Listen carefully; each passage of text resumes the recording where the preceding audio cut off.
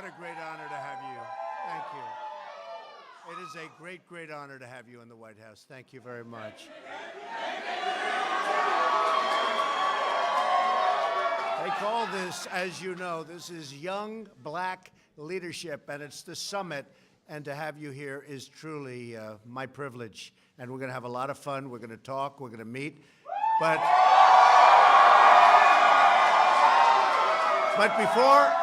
before I do, I'd like to begin, and you are leaders. You're real leaders.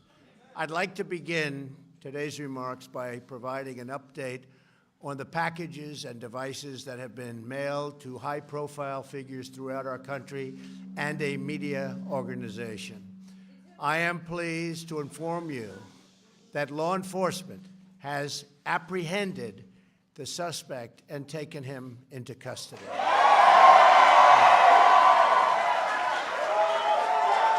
It's an incredible job by law enforcement. We've carried out a far-reaching federal, state, and local investigation to find the person or persons responsible for these events.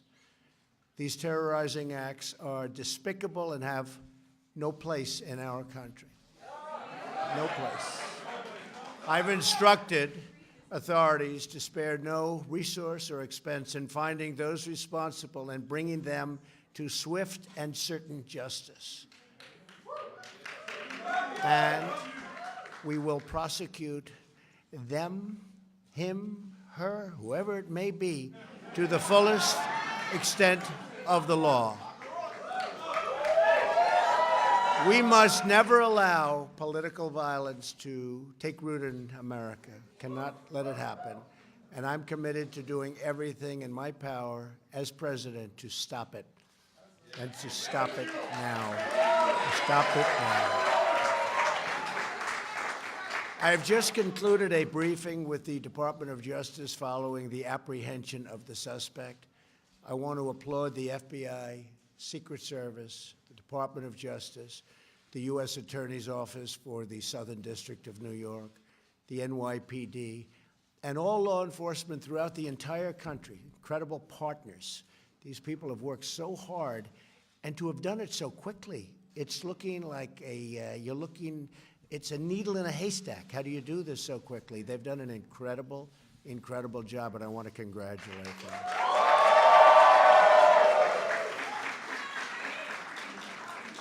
But the bottom line is that Americans must unify, and we must show the world that we are united together in peace and love and harmony as fellow American citizens. There is no country like our country, and every day we are showing the world just how truly great we are.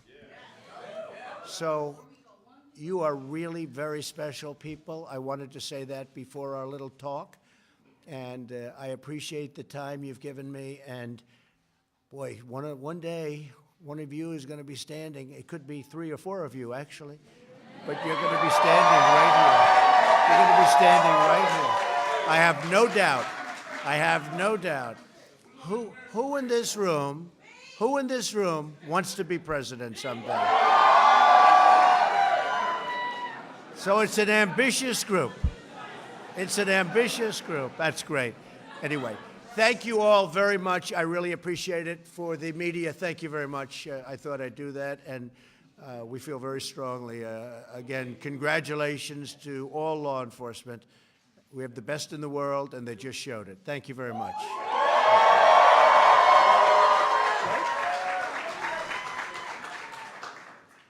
Now to the subject at hand.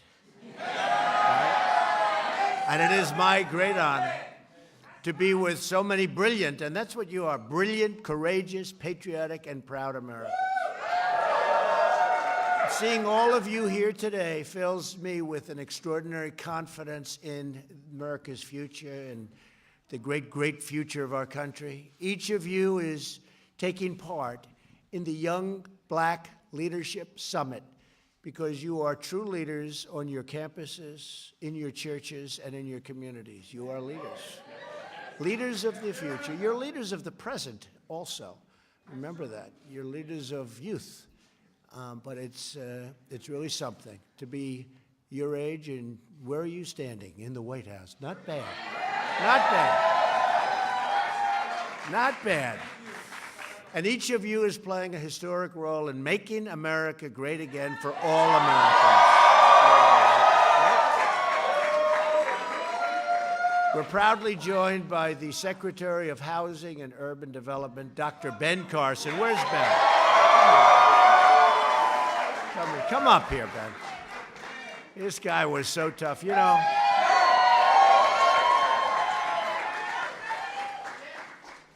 I had to run against him, I want to tell you. He was brutal, he was tough. And he's my friend. He's my friend. It's amazing the way you can respect somebody. You are.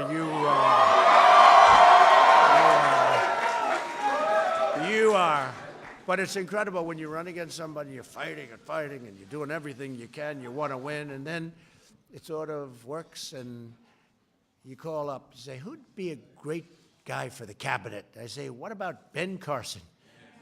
And Dr. Ben, he's one of the greats, and he's our friend. He was some tough customer, though.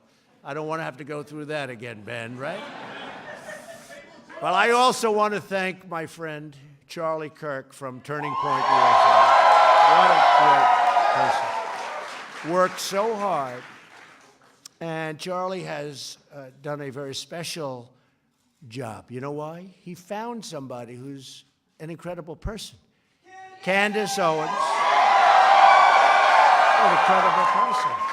In fact, Charlie may go down. His greatest achievement may have been finding Candace Owens. I don't know. That's not bad, Charlie. That's not bad. Anyway, two incredible people. Thank you very much, Candace. Charlie. Thank you. Thank you. Thank you, man. Each of you represents the future of our nation. You know that. You are not afraid to stand up for your beliefs or stand against injustice. You refuse to be told by the same failed voices how to think or what to believe. You understand that. And you see what's happening with our country, how great it is, and how well different groups of people are doing. I mean, nobody would believe this. The Democrats are very nervous, I will tell you. They're, you know, supposed to be automatic. They do nothing for you, and that was supposed to be automatic. Not anymore. Not anymore, right? But you're not intimidated by the forces of political correctness because you embrace your own right to free thought and to free speech. History is fashioned by those like you who step up to the plate and get into the game and get the grand slam home run. I was going to say home run. Let's go for the grand slam home run. Right? That's what you're doing. That's what you're doing, man. That's what you're doing.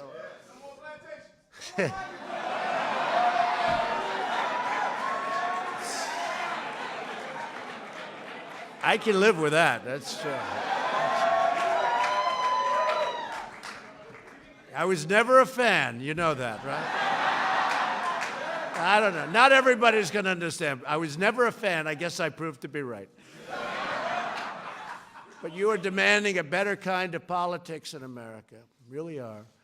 One where those who have the courage to speak are not attacked, but instead really applauded for what you're doing and what you're saying and how you're helping people.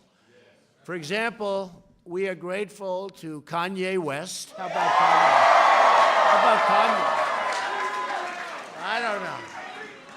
And, you know, Kanye was very interesting because we get these poll numbers, and a lot of them are fake polls. I call them fake polls. And one of the pollsters comes, Kanye leaves, and Kanye's really a great guy. He's a little different, do we say? He's a little different. But he's a smart guy and a good guy.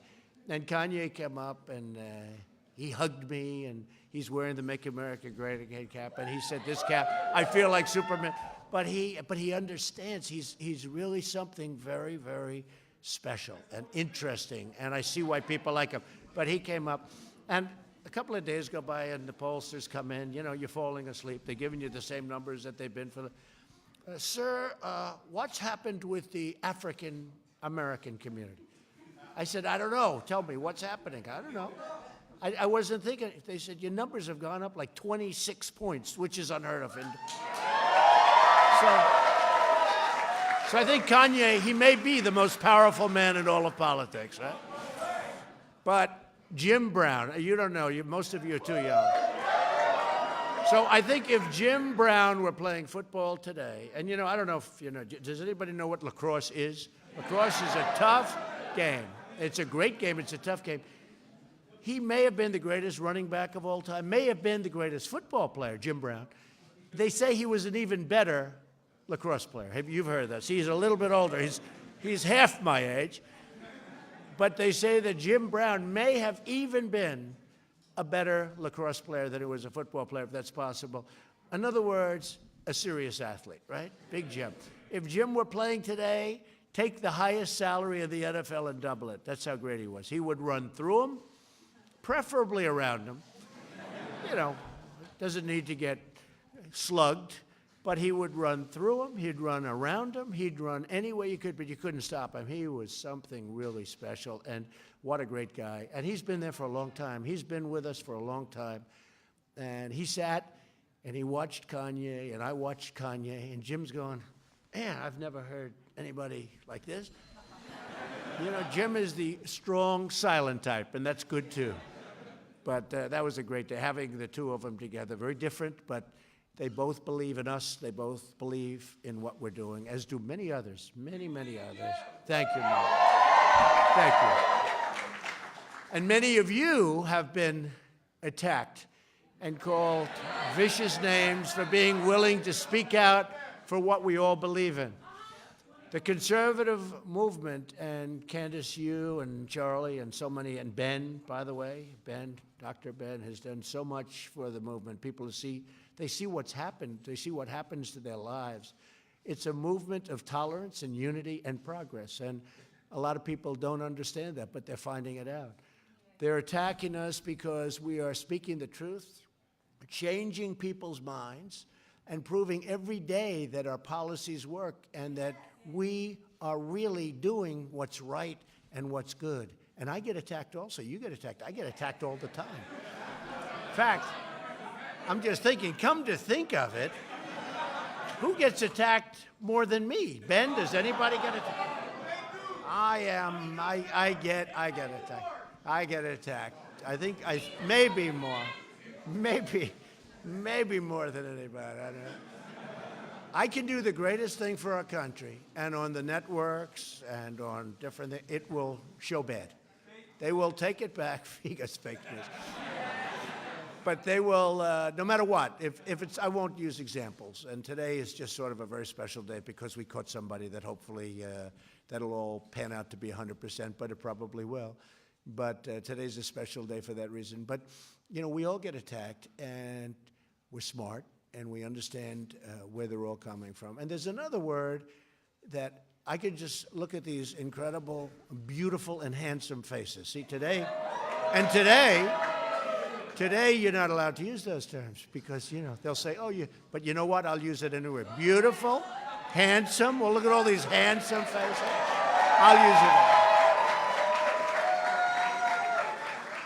Candace, I'll take my chances on that, okay? It's not politically correct. We have to bring that back into the world of being okay, right? Don't you agree? We're going to bring that back. But I see it.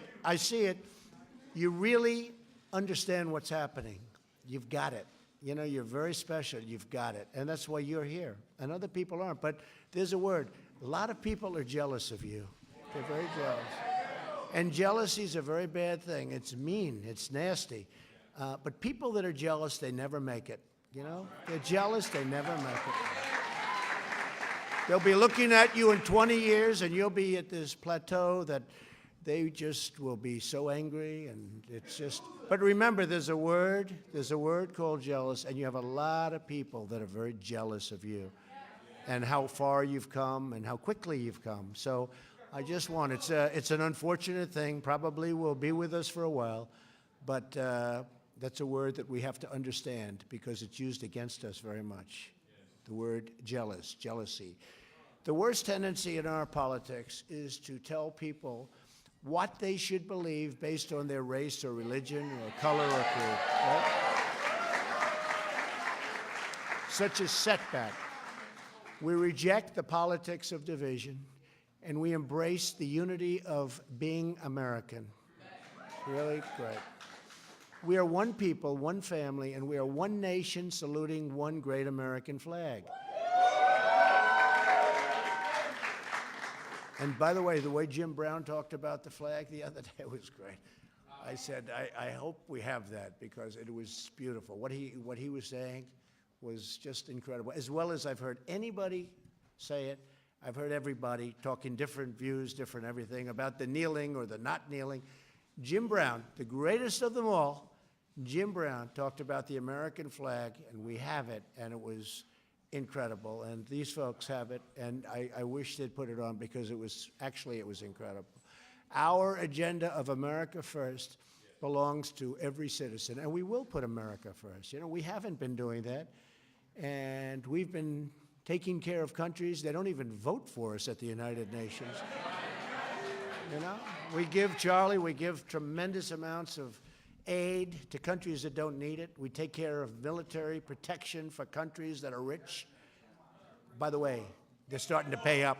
They're starting to pay up. If you folks don't mind, they're starting to pay up. Beautiful. So, and then they don't take care of us. They don't even vote for us. We had a case with Israel where we needed some help, and we had like 2 votes. And then I said, you know, all these countries, we give billions and billions and billions of dollars in aid. And I just made a statement. I said, I want you to know that we are watching you, and we are watching you vote today on Israel. And we don't like what we're seeing. We've backed you, and we need this vote. And because Israel has been a great ally, we've done a lot for them, but they've done a lot for us. And in the Middle East, it's nice to have somebody that you can rely on. And so what happens is we end up getting 68 votes. So we went from 2 to 68 because we said, aid, you're not going to get it, or maybe you're not going to get it, or we're watching. You have to watch.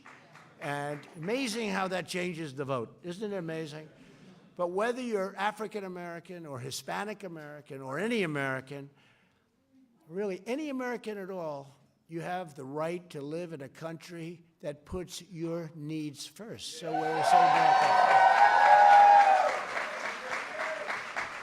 Because people said, I mean, I heard this one a couple of weeks ago. I said, give me a break. They said, America first. That could be racist. I said, racist? Racist. Why is that racist? Here we are. I think does everybody in this room agree? You're living in America. America first, right? We're here. Racist. USA! USA! USA! USA! USA! That is really beautiful. This is a beautiful meeting. I have to be honest with you. I go to a lot of them. Some of them I'm, a little bored. I do my thing. I say my words. I say bye, everybody. And I go and I say, it's all right. But this is to me, this is a very exciting place. Every citizen benefits from tax cuts, regulation cuts, and millions more of great paying jobs. Look at jobs. Every citizen benefits from lower crime, safer communities, and school choice. Every citizen benefits from reducing the price of prescription drugs, which we did yesterday, got very little coverage. I was told by a very prominent, congressman, I must say, a few of them, one was a Democrat, very strong, said the reduction of drug prices is more important than health care.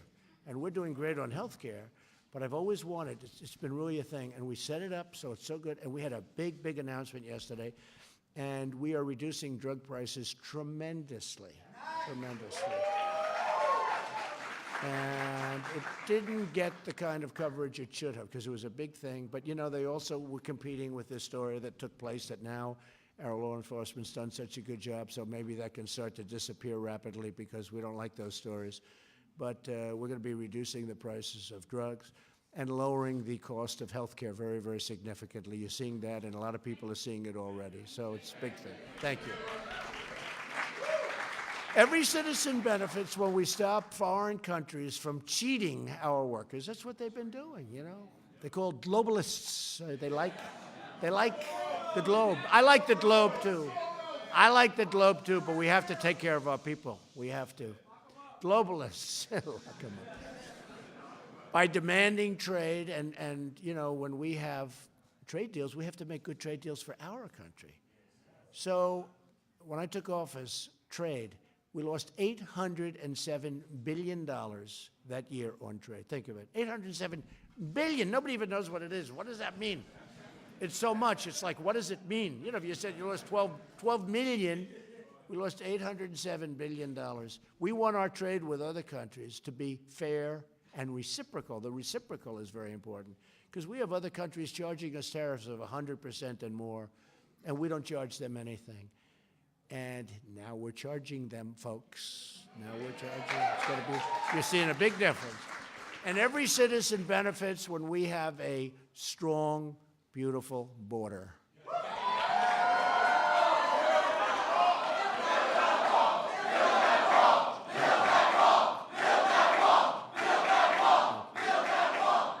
And that's happening. And we have a big, as you know, we have, they call it the caravan. It's a big caravan. And I called up the military.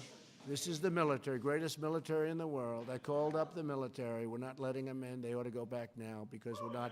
Now, do we want them to apply and come in legally? Absolutely, yes. And millions of people are right now waiting, and they've been working this process for, in some cases, 10 years, and they're almost ready to come in. And then they look on television and they see people just walking in. Not going to happen. It's not going to happen. And we also want people to come in on merit. We need people to help us with all the companies that are moving back to the United States. We have tremendous amounts of companies moving back in. We want people to come in on merit, not people that come in and have no chance of ever loving our country, loving our people. We want people to come in and help us with those companies because the companies really, we have the lowest employment rate we've had in 50 years. We want to be able to get great people to help those companies. But we have tremendous opportunities, tremendous, big, powerful, beautiful companies moving in and coming back. And when you were a little bit younger, like maybe, well, for a long time, I could say this. I could actually go, how about 2 years ago? Companies were moving out like you wouldn't believe, and now they're moving back in, and they're all moving back in. Illegal immigration has been especially harmful to African American communities and also to Hispanic American communities by depressing wages and replacing workers. That's been happening, and it's been very unfair. All Americans have the right to have their laws enforced and their borders protected. We don't have borders. We don't have a country. For decades,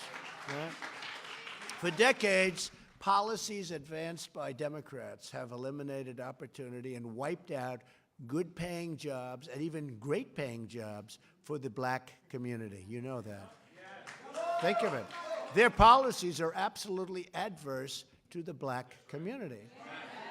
When I ran for president, I asked black Americans to give me a chance with your vote by saying, what the hell do you have to lose? Remember? Ben remembers that. No, I'm making a speech, and I literally had like 20 points about how badly black Americans are being treated, African Americans are being treated, and it was point after point. Highest crime rate, highest this, worst household ownership, worst age. I'm reading these points. I'm reading them. And I had never seen them before. They were so bad. The crime was horrible in the African American communities. So I'm reading these points. Every one of them is run by the Democrats, every one of those communities. Everyone. So I'm reading it, crime, the worst education, worst median income, everything, just point after point. Highest employment rate in the whole country by far. By the way, African American youth, unemployment rate like 58%, 58%. So I'm reading these numbers, and I just looked up. I say, vote for me. what the hell do you have to lose? Now, I'm going to be honest with you. So I finished the speech, and I got a big applause. But I finished the speech, I walked back, and my people told me, "Sir." I said, "What?" "You shouldn't have said that. That's disrespectful." I said, "What's disrespectful?" "What the hell do you have to lose?" I said, "What's disrespectful?" And then I said it over and over at every speech. And you know what? My poll numbers, you saw, with African American went up, up, up, up, because they started saying, he's right. He's right. Hey, so much for so-called handlers, folks, right? My handler said, "Sir, we don't like that." And I said, "You know what? People like it." And a lot of people have come up to me and they said, "Thank you for saying that," because it made a lot of people think. On every side of the equation, it made them start thinking. So I appreciate that very much. Now I want to talk about what we have done, and more importantly, what you have really gained. You've gained a lot, and we've all gained a lot. I promise to be a president for all Americans. And the amazing results that we've all achieved, you've helped us so much in your communities, incredible. But the results really speak for themselves. It was just announced last quarter that the economy beat all expectations, growing at 3%, 3.5%, and now they think it could be well into the 4s. They just announced an estimate of 3.5. And these are numbers that were not even thought about. In fact, if during the process of going against in the primaries, and Ben, you understand this, if I would have ever said 3.5 or 4%, last quarter was 4.2%, it was 4.1, they elevated it to 4.2, people would have said that is the most dishonest statement for somebody to say that. So 3.5. And consumer spending is surging like they haven't seen. The African-American unemployment rate has hit the lowest level ever recorded in the history of our country.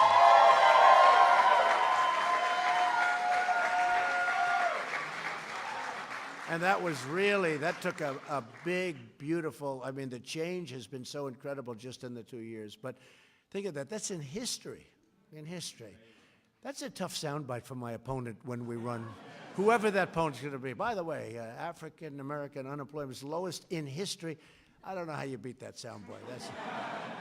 And we're going to do better and better and better. But now we'll just make it better and better. I vote Democrat again. You're right. The unemployment rate for African-American women has also reached the lowest number ever recorded. Congratulations. African-American youth unemployment, which was really in terrible shape, those numbers, is the lowest level ever recorded, history. The African-American poverty rate is now at its lowest level in history. So the poverty rate is at the lowest level. I think this is awfully tough for the Democrats to debate. Let's say we're debating, and I throw a couple of these numbers. How do they get us, right? How do they get us? Candace, this is a tough number to beat, right? Businesses owned by African-American and Hispanic women are growing at a faster rate than any other kind of business or business-type ownership. Think of that. African-American women, entrepreneurs. That's fantastic. That's a great number right there. Think of it, growing faster than any other business or business group. But it's called winning, right? Winning, yes, I got it. But we still have a lot to do.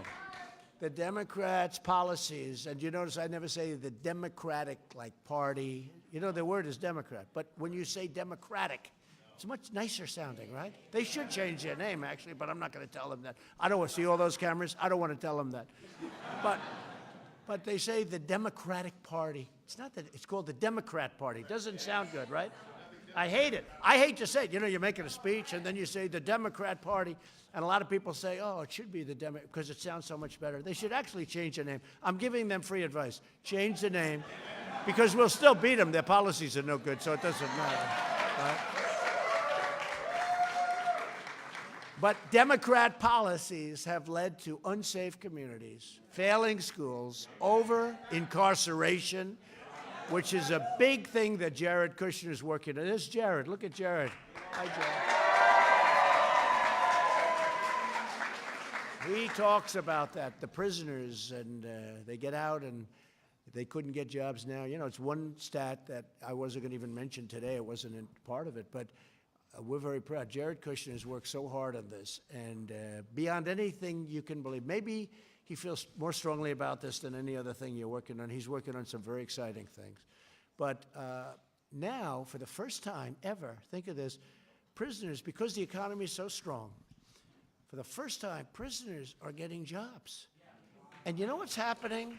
They're getting a second chance. And I think, frankly, the African-American community, it's not a point I ever bring up because, you know, you don't associate it with anything, but except for the prisoners themselves. But the African-American community appreciates that maybe more than anything we've done. And maybe I should stop bringing it up. What has happened is the economy is now so strong that people are hiring people that got out of prison, giving them a second chance, and giving them a third chance, really, and giving them a lot of chances in some cases. But I'll tell you what, I've spoken to friends of mine who would have never, it wasn't even on their radar. And now they're hiring people getting out of prison. And one of my friends said, you wouldn't believe it. They're like incredible. They're incredible. And I don't mean everyone, because there's no, even in this room, we probably have a couple of bad ones, right? What do you think? Are there any bad ones, huh? No bad ones? But, you know, some of them won't work out, right? Some of them won't work out. But I'm hearing from people that it's incredible how good they are. And they are really, the employers are really appreciated by the people that come out because they've given them that chance. This one friend is beyond. He's doing it more and more and more, and he's had tremendous success. Now, that's a little artificial because it's done because the economy is so good it's hard to get people. But we've started a whole trend because not only are they getting the people, but they're doing a fantastic job.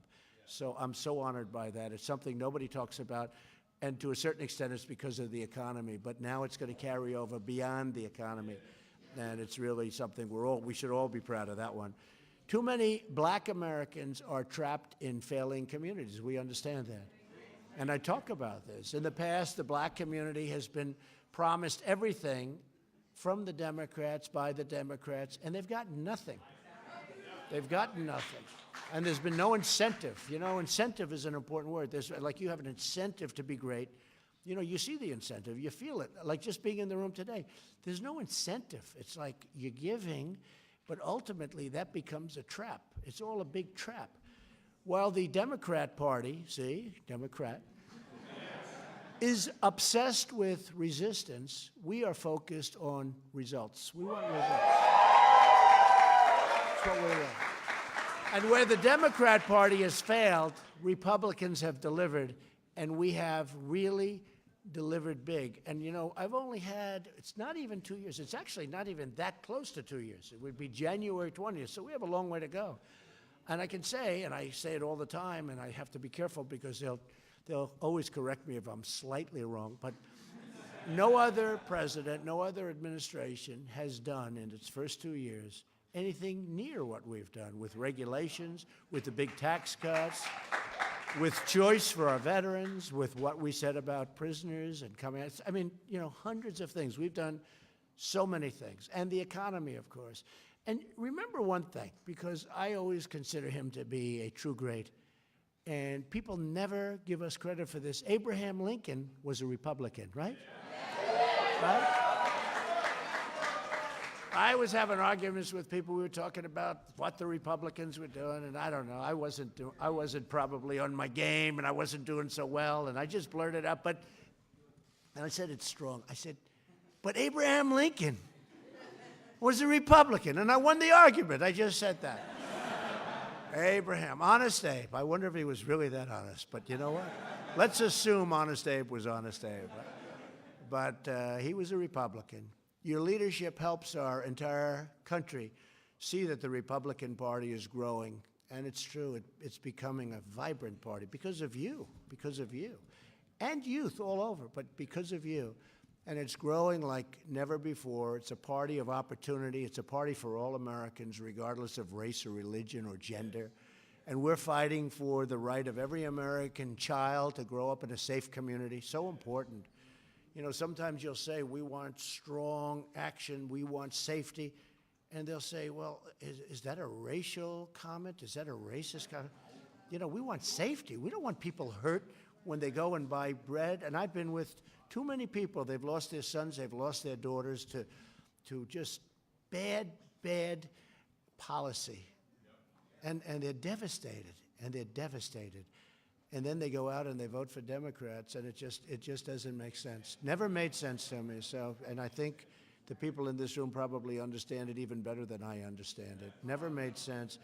But you have the right to attend great schools and to graduate with access to a rewarding job and a lifelong career. You want to, you know, like I think this room, 95% of this room probably gets up in the morning and you can't even sleep. You're excited by life. I'm excited. I am. You're excited, right? You're excited. But, you know, and it's true. You want to, and you want that. You want to run to your job if you like your job. By the way, if you don't like your job, if you don't like where you get something else. The nice thing is, see, now you have the choice. Before, people had to hold on to their job because it was not the same. Now you can really go look at 7 jobs, 10 jobs. You pick the one, and if you don't like it, you go to another one. But now you really do, because there's nothing like wanting to go to the job, and you'll do better because you like it. Each of you here today are very special people. Through your voice, your engagement, and your activism can help make the future of this country even better. Even better. As great as it is, as great as it's becoming, we've made such progress over the last 2 years. You're going to make it much better. You're doing something very important. You're really at the forefront of something unbelievably important, and you know what I mean. It's historic. It is historic. It really is. It's historic what you're doing, and that goes for you two. And Ben, I don't know, you're from a different age, Ben. Hey, Ben's been at the forefront, though, when you think. You know, he's a great doctor, great doctor. I've had friends that had difficulty, and they called me and they said, and I sent them to Ben, they said, even though he's now in charge of housing, and he figured it out quick, I said, do you know much about housing? He said, not that much. I said, yeah, but you're as smart a guy as there is. You'll figure it out. He's all figured it out. You figured it out, Ben, huh? But he was a great brain surgeon, and I've actually sent people to, just for reference, you know, like they have a problem, and you have given them great advice. He sent them to the right people, just as a thing to do, people that were in big trouble. Ben Carson is a special person. So you are all the future of this nation, I have to say that, and there's nothing you cannot do. There's nothing you cannot do. And you're not alone. You're giving courage to others. You're opening up their minds. And to start fighting, you're really fighting for real change. This is real change, and you're not even fighting for it. You're doing it it's like you're just doing it. We don't even have to fight for it. Once you're on the right path, you don't have to fight for it. You're just doing it. It's just happening. And it's happening, again, because you love what you're doing. You see it. You have well, thank you. And you have a clear, and I love you too. But you have a clear vision. You know, it's a clear vision. When you do that, you don't even have to fight. But if you meet every day with optimism, I say it all the time, if you confront every obstacle with determination, never quit. Do we have any quitters in this room? Anybody quit? Not one hand? Are you raising your hand? You don't look like a quitter. This is waving to me, not, thank you. If you face every challenge with confidence and pride, really like Candace has done. I mean, I saw Candace originally with Kanye again. This Kanye is something, right? But just unrelated. And I said, who is that, right? But you. And here we are. Look how she's like a rocket ship, right? Boom. Then there's really no goal you cannot achieve and no dream beyond your reach. Nothing. And you will. There will be people in this audience, I really believe that will be standing here someday. So do what you love, look out for your neighbors, care for your fellow citizens, and always keep the courage of your convictions. And you've got that courage. Never, ever stop fighting. Always do something you believe in, but never, ever quit. Never, ever give up. You know, I know a lot of people over the years, And I went to a great school, business school, the Wharton School of Finance, a great school, one of the really great schools. And we graduated, and I watched the smartest and the less smart. They were all smart, but they were a little less smart. And some of the really great geniuses, they didn't make it nearly as big as others because they didn't know how to win. They didn't fight as hard. They tended to quit a little bit sooner. Never, ever give up. Never, it's the biggest thing, never quit. Make sure your vision's right. Your vision is right. Make sure, no, it is right. I mean, other people have a wrong vision. Never going to happen. They're never going to make it. I mean, I can tell you right now that the forces are too strong. They're never going to make it. Your vision's incredible. But never give up. Never. I've seen so many people, such talent, great geniuses. They don't have that little extra kick. You see it in sports all the time. That's the great thing about sports, the metaphors. You see it where somebody's this great champion, and you don't know why is that person just better than others, because it's this, the heart. It's the heart. So you're Americans, and the future belongs to you. You're great Americans, and I have to say it's my honor to have all of you at the White House. It's a very special place. Think of it. Started in really about 1792. Now, that's old, but, you know, when I left China, I said, man, they consider this a modern building, right? I was with President Xi, because we're making a very good trade thing. They want to make a deal so badly. And I said, you're not ready yet. No, you're not ready. No, I told them you're not ready yet. I did say that. They've never heard that before, but I said, you're not ready. But, you know, when they see a building that's, you know, a 1790 type version building, what they say to themselves, you know, that's like a new building. So, but for this country, this is in 1790. If you remember number 6, I'm 45, number 6, President number 6, you know who that was? President number 6 was the first occupant of the White House, but the history here is incredible. And anybody to make it to the White House at your age, most of you are so young, it's incredible. You are really on an incredible path. I just want to thank you all for being here. It's my honor, and God bless you all, and we're with you. Thank you.